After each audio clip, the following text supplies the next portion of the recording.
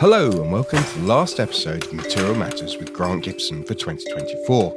And I like to think you're in for a bit of a Christmas treat. I've done over 120 shows now. However, for listeners who might be new to all this, the idea is that I speak to a designer, maker, artist or architect about a material or technique with which they're intrinsically linked and discover how it changed their lives and careers.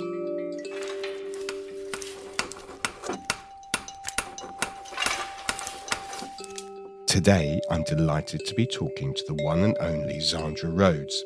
Dame Zandra is one of the most recognisable and influential figures in fashion, as well as the founder of the Fashion and Textile Museum in London. Describing herself as both chaotic and fastidious, she possesses a unique sense of colour and pattern. Over the years, she's dressed some of the world's most famous people, from Freddie Mercury, Elizabeth Taylor, Debbie Harry and Diana Ross, to royals including Princess Anne, Princess Margaret and Princess Diana. She's also appeared on TV shows such as Absolutely Fabulous and Masterchef. Zandra was made a dame in 2015, while this year she's published an intimate biography entitled Iconic: My Life in Fashion in 50 Objects, which shines a light on an utterly extraordinary career. Zandra, thank you so much for doing this. Was that reasonably accurate? Well, it's a lovely summary. Thank you very much. Oh, good. Good. I'm really glad. So it's really difficult summing somebody's life up in front of them. It's a very strange thing to do. Thank you. We have a tradition on this podcast of asking guests to describe their surroundings for listeners. We're in your home in Bermondsey, above the Fashion and Textile Museum. I don't know quite where you'd start, but could you maybe describe where we are for people who won't know? We're in my rainbow penthouse, which is on the top of the Fashion and Textile Museum, a bright orange and pink building in Bermondsey, London, near the Shard. And it's designed by the top architect of Mexico, Ricardo Legarreta. And so following his tradition, upstairs has a rainbow floor going from all the colours of the rainbow. At the moment, it's decorated for Christmas, so there's lots of Christmassy things around. So it's what you call more is more. It's definitely more is more. It's an extraordinary and brilliant riot of colour and objects. I mean, I was quite intrigued. I was looking before you came up. You have a number of pots and ceramics, and Carol McNichol and Kate Malone are the two people, and I collected them right from when they were students at Royal College. Unfortunately, you can't even see their vases for little Christmas baubles hanging around them at the moment. Well, we've had Kate on the podcast, actually, and we met. You probably won't remember this. We met several years ago when we were both asked to do a celebrity pot-off at Cockpit Arts. Those are really fun to do, and they make you realise the importance of your hands and the importance of creating things with your hands. And that is something that Kate herself fights for, you know. And it's the same with textiles. I mean, everything that then disappears onto a screen, you don't realise the importance of your hands. It was kind of fascinating because we both, or there's four of us, we all had a wheel. I think we were given a quick tutorial before we started, and then we had 3 minutes to make a pot in front of an audience. And I made a complete horlicks of it, was covered in clay. The whole thing had kind of disappeared into my fists. And I looked up, and you had created this kind of Lucy Ree-esque pot. I mean, you know your way around clay, right? Well, I had the advantage of when I was at my original college, the Medway College of Art, we actually had a week doing pottery. So I had learnt to sort of vaguely throw a pot. I don't mean I make a coil pot. Do you know what I mean? No. I'd been to Kate's when she does charities and she gets us to do something. I've been to her been lucky enough to go to her studio and have a go. It was really impressive, and I felt very embarrassed. Everybody else had obviously had some kind of extra tuition, and I was like the comedy act. Anyway, we'll move on from that. We came up to Christmas. I mean, obviously I'm getting a sense of what the Rhodes household looks at Christmas, but what will you be doing? I'm actually going to Switzerland to my sister's daughter's home, where she has a home in Basel, Switzerland. And she said to me, they've lived there for 30 years, Zandra, and you've never been. So she is collecting me tomorrow and driving me. And then, of course, I think they've all read the book, so they won't be getting the book for Christmas.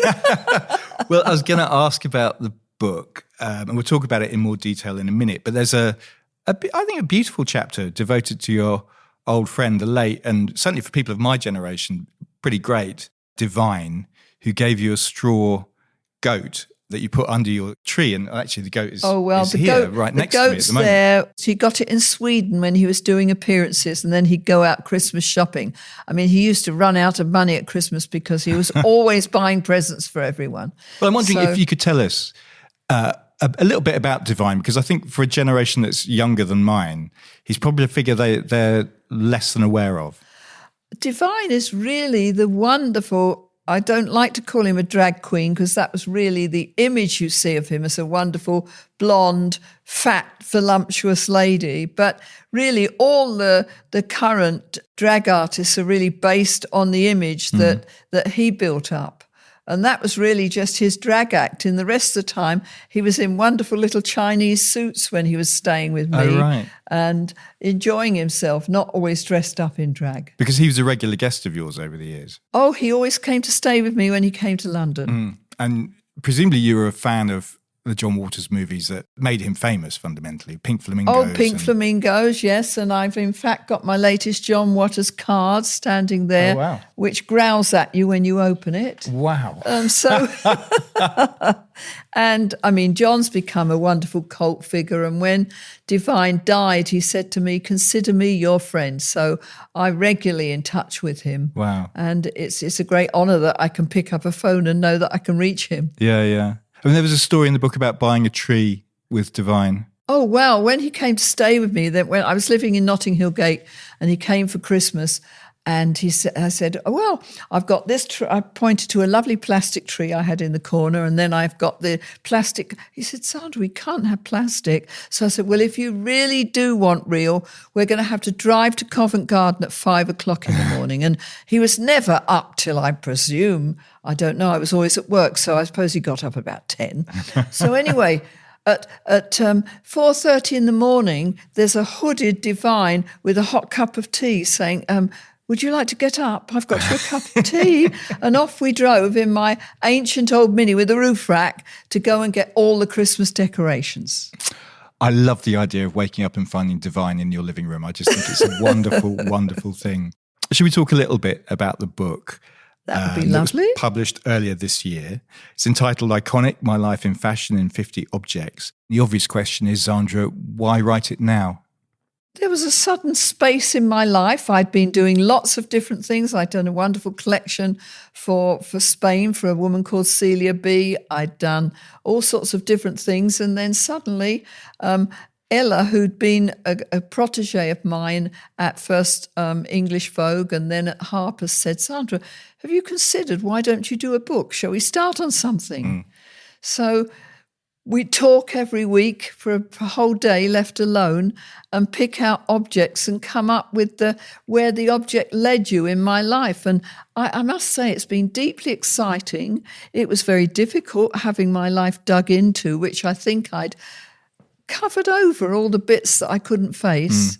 And so it's actually been a wonderful adventure. So you enjoyed the process? I don't know that I enjoyed the process. I've enjoyed the result. Okay. I found the process quite difficult. Yeah, I can imagine. Why the using the objects? I mean, they range, by the way, from fly spray to Diana Ross's turban. Why that as a structural device? I think we decided that was a really nice thing to pick on. You pick on something and where does the object lead you? Like one of the stones in the centre of my table, which is an agate that I first got given when I was in Australia, so that it was a case of looking at bits in my life and then enlarging upon them. And it became an exciting adventure. You describe yourself in the introduction as a self-confessed hoarder. Did you ever consider where that desire to keep stuff comes from? Are there downsides to dusting? Dusting is a downside. Working out where they go so that they've all got positions. So it isn't quite. I haven't quite got buried that I can't get in the front door because there's so many objects. The objects are put out artistically, shall I say? And do you have times where you get rid of stuff, or do you keep everything? I usually have to invite a really well-meaning friend or my sister who can help me get rid of, or say, you know, Zandra, you should part with some of these.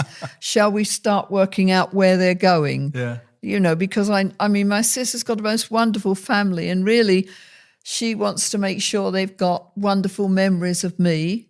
And then as regarding my wonderful ceramic collection, I'm working with Kate Malone as to where what museums hers and Carol McNichol's work should go to, because these are museum pieces, not just cups that you're going to use in the morning. What was it about Kate and Carol's work that appealed? I went round the finals at the Royal College of Art, and you see it and you think, that is a pot I've got to live with. And also, I think it's wonderful for anyone that's thinking of collecting. Start with things that you can collect that are tangible, maybe not a painting at that stage, but you might just have enough to afford a wonderful jug or a beautiful vase that you're going to live with for the rest of your life. And it's going to mean something, whether it's sitting empty or full of beautiful flowers. I'm quite interested by the word hoarding, Zandra, because collecting is one thing. Hoarding tends to come with more negative connotations. Do you see yourself as a collector or a hoarder, or a combination of the two? I see myself as a collector, but I mean, it does take over my life so that the collection is part of my life and I have to live with it, but I can get in and out of the front door, so I don't have to worry yet. Yes, good. I'm glad to hear it. There are a number of figures who are obviously very important to you that kind of come out through the pages of the book. Your mother, particularly early on, is a key figure in your life. She travelled to Paris and got a job as a pattern cutter in the House of Worth in the mid-30s, I know. Isn't that an amazing thought? It's an extraordinary thing. From somewhere like Chatham, which was a naval town, but not particularly big, and thinking of travelling all the way to Paris on a train, which wouldn't have been convenient like it is now. You'd have had to have made every connection and get off when you get to the boat and get I think it's terribly brave. And going, and then she couldn't speak French. No, it's extraordinary. And sort of like then get a job as a pattern cutter in something fantastic like the House of Worth. I mean, it shows you how someone can build up assurance and be something absolutely wonderful and amazing. I'm guessing that's where you got your interest in fashion from. But did you also get your sense of independence from her? I think my sort of go ahead and try things would have been my mother encouraging me.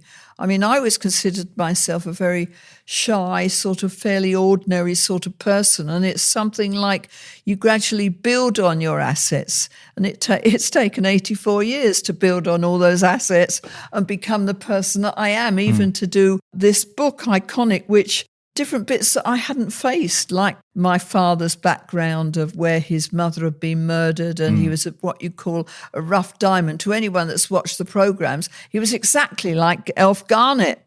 And as a child, I think children are horrible snobs. Yeah. And, you know, and there was my mother who was like semi-head of an art college, who was dramatic and amazing, you know. And they're all things that you think, well, they're all things that build you up, and that's what made you the person that you are. They sound quite an unlikely couple, if you don't mind me saying.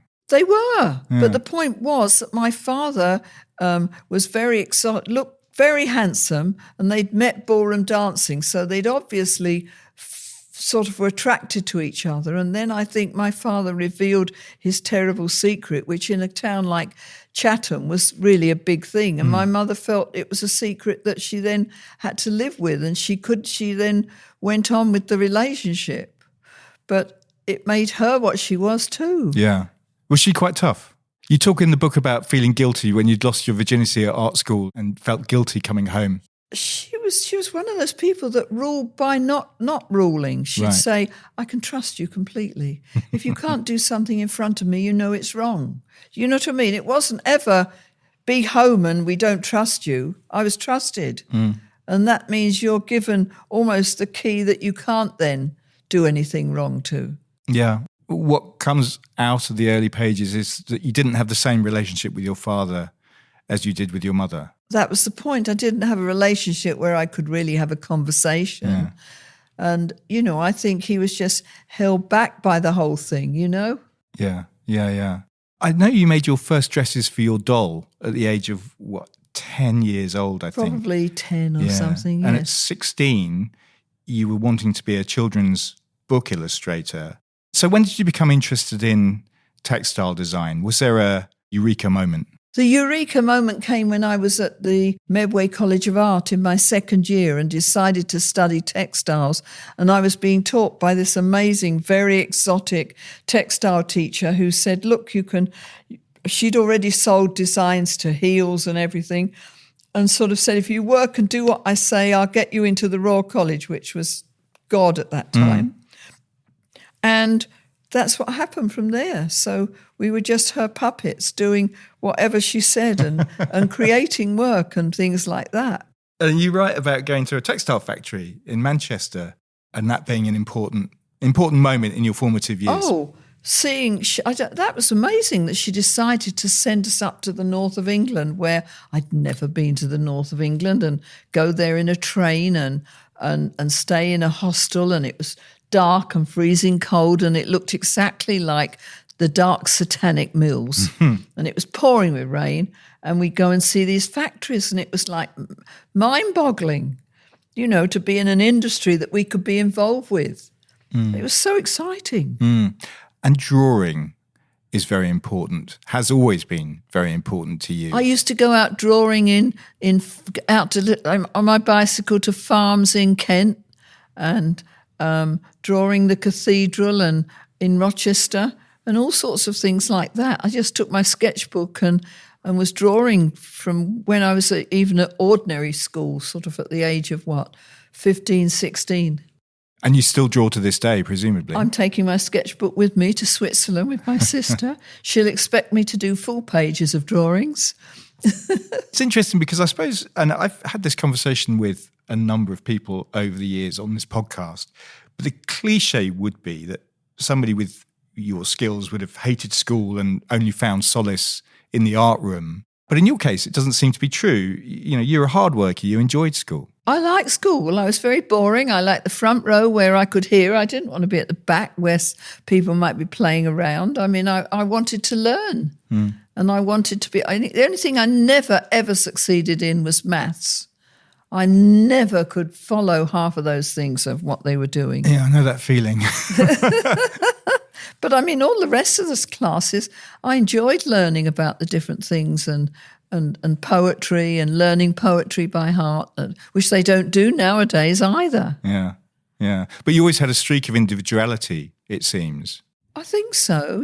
I think I always sort of stood out in a sort of weird way, even if it was being Miss Ordinary with my hair all plaited up and not minding wearing short socks in summer and lisle stockings in the winter and things. So you weren't at that stage dressing in a kind of unique individual way that has become your trademark? Oh, no way was I unique.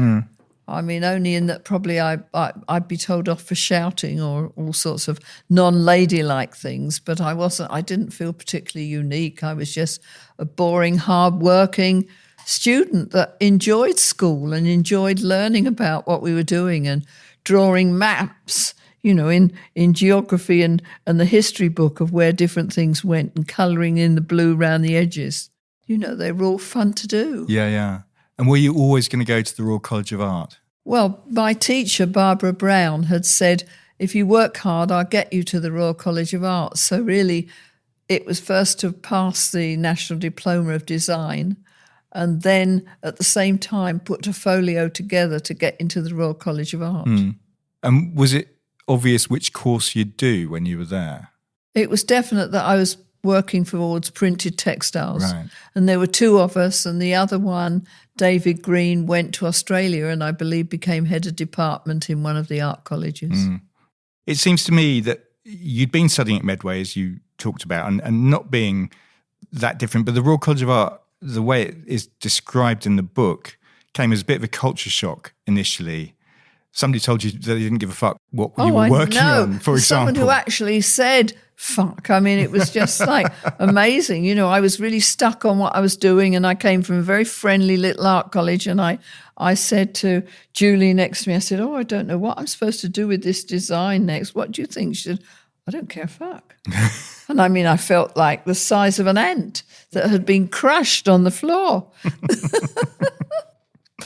But you decided to embrace fashion while you were there rather than creating textiles for furnishing. Why fashion? Our teacher would give us different jobs. So, for example, one job might be to go round John Lewis and Harrods and see the textile department and see what fabrics they were selling for ladies' dresses, and then come back and do a collection.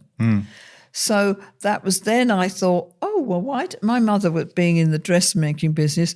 I'd like to design fabrics that I'd print so the students in the fashion department could use my textiles. And they were just starting to do a link over with, like, Ozzie Clark was in the year, and he was going to, and so I was in touch with the textile department with the idea of creating textiles they'd use. Then when I left Royal College, no one would buy, they took me up to the north of England to show me the manufacturers, and I showed my work and they laughed and they said, we wouldn't sell any of this, and they showed me a terrible texture or something like that. So then the college then recommended, why didn't I go direct to some of the shops, the boutiques that were then in existence, and I went to one in Carnaby Street called Foal and Tuffin. And the two girls there had been at the Royal College 4 years before that. And they liked my work, and I got it printed, and they used it in their work. So that was really, for the first 3 years, I was working out printing for them and working out how that would work and teaching 2 days a week to make the money to live. Which you didn't much enjoy teaching. Hated teaching. Why is that? I dragged myself to teaching, only thinking about, I'd like to be at home designing and everything. So it's getting in the way of proper work. So that was my proper work, yes. Yeah. In the book, you describe yourself as being in the hinterland when you're at the Royal College of Art between fashion and textiles. And I'm wondering how that worked practically. I mean, were you literally ferrying between the two departments, trying to persuade each of them to talk to each other? No. It was more that I went and visited into that department and showed them my work, and then the idea that I would print it and then they would use it in their shows. It's the early 60s. I think you graduated from the Royal College in, 64? 63 or 4, something like that. 64 was when the Beatles released A Hard Day's Night, for example. Right. So I'm wondering who was influencing you at that point? And had you kind of embraced colour and pattern by this stage? What was your work looking like? Oh, it was pop art. So you had Warhol. Warhol was really big with Rothko, so there were wonderful exhibitions in the Whitechapel Gallery, and that was very influential. And so there were, and Warhol's cans, bean cans and all that. So that was really big at the time. You hung out at the factory, I think I'm right in saying, did you not? Much later. Yeah. I mean, I took my first garment collection to America in 1969. Okay. But it wasn't until about maybe the mid-70s that I got to visit the Warhol factory and a lot of that was happening. And did you get to speak to Warhol while you were there? He didn't really speak. He was very grand. He looked at everyone and stood around. But I saw him standing around. You saw him? Okay. Him standing around, yes. You write in the book that the colour pink, which obviously you're closely associated with the colour pink, is complicated. And I'm just wondering why pink is a complicated colour. I think pink sort of takes on a lot of different feelings, doesn't it? Both from being maybe bright, and maybe you could consider it vulgar, to being sort of like baby pink and soft and feminine. So I think it has a lot of different facets. I mean, my hair didn't actually turn pink until 1980.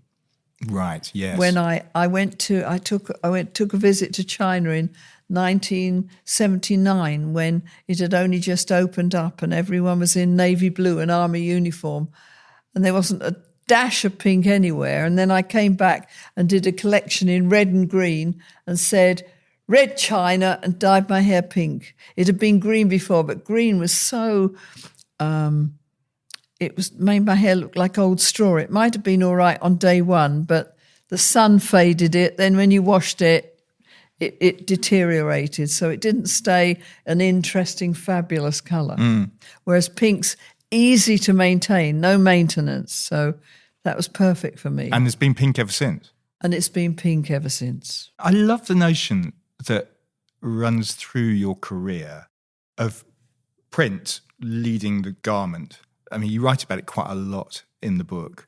But what do you mean, for people who aren't maybe in the fashion world, what do you mean by print leading the garment? Well, first of all, I don't think people often realise just how strong to the creation of the garment that the print is. You know, it's half of the thing that sells you the dress, as it were.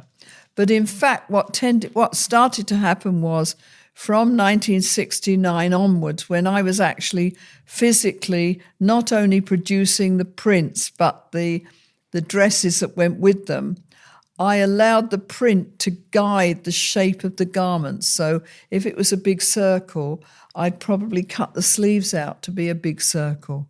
And the whole of the print created the final shape of the garments without you realising, so that the print was always the intrinsic part. It wasn't just a pattern that you cut up, but the intrinsic part of the garment. And I think that because America really was the land that discovered me and opened me up to the possibilities, even though I'm English and I continued living here. Yeah, I mean, should we talk a little bit about how you broke America? How did that happen? Well, English folk have been very generous to me and written about my work, but I got them to do a letter of introduction to Diana Vreeland, the head of American Vogue, who was this amazing, extraordinary woman. And I went with my letter of introduction and my clothes in the clothes bag, and I was dressed up to the teeth, of course, with all my makeup and red curls drawn on my face and flowing chiffon scarves, dressed to the line, and my high white Bieber boots. And I go in with the collection, and she completely raved about the whole collection. She said, "This is amazing. I've got to photograph it on Natalie Wood." And she called in Natalie Wood, a film star. It was incredible. It was like my feet weren't on the ground, really. And then she said, and then, "Have you got anywhere you're going to sell it?" "No." I'll pick up the phone. And she phoned the top boutique in New York and made the introduction. So I went to see the head person. So for the next 20 years, I continued going backwards and forwards, selling my collection, which was really the prints guiding the whole shape of the garment and how it looked. And can we talk about the differences between London and New York in the 60s, around that time? I think New York was where the people in England were the ones who founded it. The music changes, the Beatles, everything happened here, but then it went to America in order to explode. And I think that's really what happened. So in the same way, it was the collection, I took it to America, and it was there that the film stars started to buy it, and all the top society ladies, and Jackie Onassis and Lauren Bacall and Halston, who was like the grand master of fashion, who introduced me to Lauren Bacall and everything. So it was like my feet weren't on the ground. There's a lovely story about Lauren Bacall visiting your studio in the book. I was fitting her in my studio in Bayswater, this funny, rickety little studio, and suddenly she lets out a scream and she'd stepped on a pin. And I had to get on my hands and knees and extricate the pin. I can still feel the pressure of the whole thing. Friends, Zandra, are very important to you, aren't they? Obviously, personally, but professionally too, it seems to me. What do they bring to your professional life? My friends bring not only friendship, but inspiration, or it leads me on to another adventure. I've been friends with, for example, the sculptor Andrew Logan for years. And in fact, it was so funny because first of all, I took him to India with me. Yes. And we've always been inspired by being in India. And in fact, on my wall is a wonderful portrait of Gandhi with a map of India below him, with all the different memorabilia of India. And then when I was with my very new conservative boyfriend in about, 35 years ago now, not new. And he said to me, Zandra, I'm frightened you're going to get so conservative that you'll dye your hair brown. And so he said, I'm going to do a statue of you now with all my pink hair and my ribbon. And he did, but he did two. So he gave me one, and the other one is in the National Portrait Gallery. So that sits over there in the corner. And, you know, it's just remembering me with my hair when it was just pink and just all, well, I had a lot more of it than I have now. Should we concentrate on Andrew for a moment? Because he does get his own chapter, and he does seem to have been an incredibly important figure in your life, both personally and professionally. What's he brought to you over the years? We have inspirational sketching trips. Right. We go on whole sketching trips together where we both draw, or he does watercolours, I usually draw, and they end up as inspirations for prints for me or sculptures for him. I mean, in his museum in Wales, he's got a wonderful picture, one of me modelled on one of those Indian dolls where you push it and it moves in different, it sways in different layers of acrylamide. That's very funny. And then I used all his jewellery in my shows, his jewellery which he makes with mirrors and beads and pearls and things like that. So and then we have inspirational trips to different parts of the world where we go to a museum, and then after we've been to the museum, we go and do some drawings, and then we might go shopping, buying pieces for his jewellery, and me thinking of what fabrics I can use for my collection. The travel that you've mentioned, again, is a thread that seems to run through your life. You talk about going to the US, and we've discussed a bit of that, but Australia, Uluru was a hugely important experience, I think. Oh, Australia's been wonderful area of my life. First of all, I went there in 1971 for a huge textile campaign with Seca's silk. But then later, I went back to the centre of Australia and drew Uluru, the big rock in the middle, and made prints with all of the spinifex grass. And now, in the last few years, we've been going through all my archive, and a lot of that is now in the two museums in Australia, the Powerhouse and the National Gallery of Victoria, where they've got the dress that I did for Jackie Onassis, and they've got lengths of fabric that I did all connected with it. So it's fabulous. You've kind of alluded to this already, but it is India that seems to have had the most profound effect on you. What has India brought to your work? How has it inspired you over the years? India is a magical country where, pink is the navy blue of India. You know, pink hair, it's like I have a magical key to go anywhere. I can go to a street of prostitutes and they all want to come out and touch my hair, or we can go for shopping. And it's always been an exciting adventure of picking things to design about. Can we talk about your relationship with work, Zandra? Because, we've talked about various threads that run through Iconic, but the constant is this work ethic that you possess and that you still possess. You're in your 80s now. I'm still very working. Lucky. I'm working every day of the week. Yeah. I'm wondering if you've used it as an emotional crutch from time to time. I think work is a good emotional crutch. You know that whenever things go wrong, if you have a relationship go wrong or you find things unbearable, then you might as well turn to your work while you're crying or sorting it out, and work will always sort it out for you and work out what you're doing. And it's your work for me is my contribution, I suppose, to my life having been here and what I'm going to leave behind, particularly in textiles. I hope that my textiles are particularly notable, and we're negotiating at the moment with the V&A as to which key textiles they should have in their collection, because it was always the V&A that I go to for looking at things. I was interested, and I hope you don't mind me asking about it, but there's a very emotional chapter in the book when you lose Salah, your partner, and it seems to me that you got over it via work. Would that be a fair thing to say? Oh, I've always been able to get over things with work. Luckily, Salah was a workaholic himself. Right. So he'd had two previous marriages and they'd all failed because he was always working, whereas with me, it was very convenient. Even from the beginning of our relationship, he'd say, "We're going out to dinner tonight," and I'd be all dressed up, and then he'd say, "I'm terribly sorry, but I'm still at a meeting." I'd go, "That's all right," and I'd just get changed back, get on with my work, and then I'd say, "Ring when you're ready for me to come and see you," so that we fitted in everything amongst our work, and it was lovely. Yeah, yeah. You started obviously in the 60s. Your work was huge in the 70s and 80s.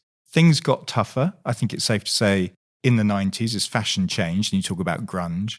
I was wondering whether you attempted to change, but you didn't appear to be, and I wondered why not. Well, I think really I have the changes to thank for the fact that I then founded a museum, also due to Andrew, who said to me, "Zandra, you've always wanted to do a museum and you've saved all the clothes that you've done. I've seen a building in Bermondsey right round the corner from where I live. Why don't you buy it?" And I go, "Do you think I am made of money?" And I realised I could sell my house in Notting Hill Gate and purchase this cash and carry warehouse. And then, of course, I had to manoeuvre to find out how I thought I'd get a government grant to really go forward and build it, but I didn't. But in fact, my partner, Salah Hassani, then said, "Let's think constructively. Why don't we build 9 apartments on the top? You have 1, and we pre-sell the other 8. And that ended up as paying for doing the whole building. Mm. So for me, I wouldn't have had a museum if everything had gone at plain sailing. Interesting. Did you always have a vision for how the Fashion and Textile Museum would be and would work? I didn't have a concrete vision. The main thing I felt, and I still feel, is people don't give enough credit to the textile designer. Right. When you see a wonderful kaftan or a gorgeous, let's say you see a wonderful Karl Lagerfeld Chanel suit, an invisible designer created that incredible weave. And so I think that the person who does the textiles is as equally important as the person who creates the dress. So I think that that's a very important thing, and I'm lucky that I do both. So I represent myself in that. And the museum is 20 years old now? I think it's 2003 it opened. Has it achieved what you thought it should in those 20 years? I hope the museum's achieved what I thought it should. We've had some lovely exhibitions with Bill Gibb. We've had incredible exhibition with Audrey Levy, who was a wonderful textile designer from in fact the 50s. We've had Pat Orbeck, so and a wonderful Kate Fassett knitting exhibition. Yes. That had queues around the corner. So I think it's achieved. People like this area and come to this area as well. So this area has changed enormously since the museum opened. Probably I might have been responsible for some of that. I think partly you probably which is are. Great. Yeah. This podcast is ostensibly about materials, so it'd be nice to spend a little bit of time talking about how your material choices have changed over the years. There's a chapter you devote to the conceptual chic collection, which was fundamentally your punk collection, where chiffon kind of gave way to vinyl, for instance. I'm wondering if we can trace a path through your use of materials. I'd say mainly as a textile designer, I really made most of my career really started with flowing silk chiffons. So I did the flowing silk chiffon kaftans that were really a wonderful side of the late 60s, early 70s. And then I did the punk collection, which was using very fine French Racine jersey held together with holes and beaded safety pins. That was really, it made a lot of publicity, but it did not make money. No, so you say. And was later the punk dress by Versace, which was worn by Elizabeth Hurley. Was 10 years later. And when Susie Menkes pointed that out, she was banned from his show for 2 years. Only 2 years. He didn't take it any longer. But anyway, so so I had that jersey. Then I continued with the chiffons. I did a wonderful cowboy collection in printed ultra suede, which I'm really still very proud of, but doesn't get a lot of publicity. And that was shown at the Roundhouse. Right. And the lights failed. So we got a very nasty memo from Michael Roberts at the time. So I've got the cowboy collection in ultra suede. I did have a range of interesting knitwear that was lovely, and did a few knitwear books with the patterns on them. And then continuing, I did the other one that I really love, and I did a few seasons with Liberties, where I did what's called devore, where you take velvet and you print on it, and acid eats away at the pile, which is viscose, yes, leaving you just with the silk ground. So they were semi-transparent dresses with the New York landscape or wonderful flowers all draped around the body. So I did that and velvet. And more chiffons floating around. And then since then, I've done ranges for Celia B. This one's printed on, I think, just on an ordinary, some on silk, but mostly on rayon, I think. Very good. Lots of different prints on different fabrics. And obviously the argument or the discussions about sustainability have changed enormously since the 60s. Has that impacted on your work recently? Well, the impact is I don't think anyone throws away a Zandra Rhodes dress. I think that's true. So from that point of view, they might have it in a lot of different facets and wear it in a lot of different ways. Yeah, yeah. I mean, it's interesting because I think people with a kind of passing knowledge of you and your work might think of you as kind of a rebel or anti the establishment. But what comes through Iconic is that that's not really true. I mean, you write at one point that, and I'm going to quote, "I have always been very clear about who I am, a Radio 4 listening, gardening loving royalist who happens to have pink hair." You're laughing. Do you think people misunderstand you? I don't know, since those are the people, the people that meet me don't seem to think of me like that, so it's maybe people remotely. Yeah, fair enough. And I mean, over the years, and you write about this at some length, you've worked with various members of the royal family, and that's been obviously incredibly important to your career in different ways.